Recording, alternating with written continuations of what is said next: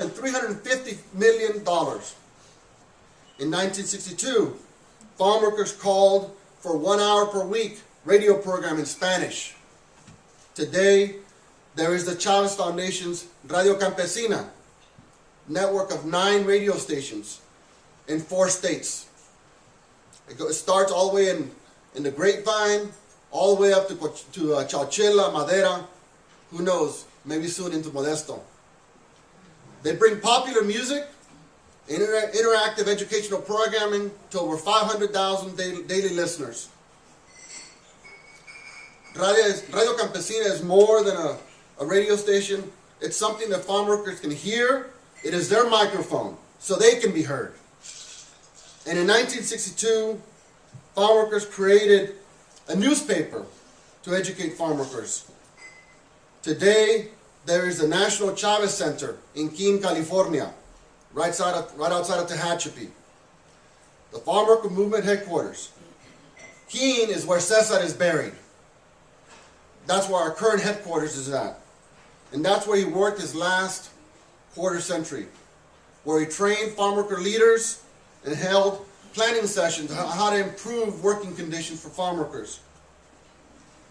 Now, at the National Chavez Center, there's a 7,000 square foot visitor center where you can visit, and you can actually even see his original office, his library. You can also visit his memorial gardens and his gravesite. There's a 17,000 foot educational center where future activists can come to learn and plan in light of Cesar's legacy. 50 years ago, farm workers had the courage to dare and believe. The question is today is, what will they and we dare to believe and get done over the next 50 years? Since his passing in 1993, 8 states have made Cesar's birthday an official holiday. Countless communities named public places in his honor or hold annual observances like yours. Yet Cesar was very uncomfortable being singled out for recognition. He almost never accepted personal awards. He knew there was many Cesar Chavezes, men and women who made great sacrifices and achieved tremendous things, but whose names are largely unknown. This coming Cinco de Mayo, the U.S. Navy is christening and launching its latest Lewis and Clark class non-combatant cargo ship being built in Barrio Logan in San Diego. The USNS Cesar Chavez, the Chavez family and Chavez Foundation acknowledge the honor in the name of all Latinos who over the generations defended their country and helped build this country. There's much more progress to report on this 50th anniversary of Cesar's decision to begin building the movement. Last year, Secretary Salazar, the Secretary of the Interior, joined over 800 school children, community members, and movement veterans to dedicate the Chavez Foundation's 40 acres as a National Historic Landmark. Secretary Salazar is expected to announce the designation of the National Chavez Center in Keene as a National Historical Landmark as well. A major motion picture on Cesar begins shooting next month. And meantime, a veteran documentary filmmaker, Rick Perez, is completing Cesar's Last Fast, a multi-platform, full-length documentary. It focuses on Cesar's spiritualism and the meaning of his legacy for today's generation of organizers battling for farm workers' rights. Cesar's Last Fast is also due out this year. Norman Lear and others from the Sundance Institute have backed the documentary. Finally, a host of events will be marking the 50th anniversary this year.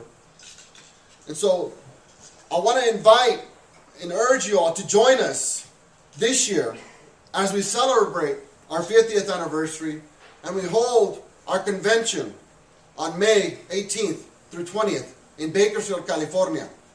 I want you all to join us there to celebrate what farm workers dared to dream, what farm workers dared to believe they could do, so that we can celebrate and plan out the next 50 years for the farm worker movement.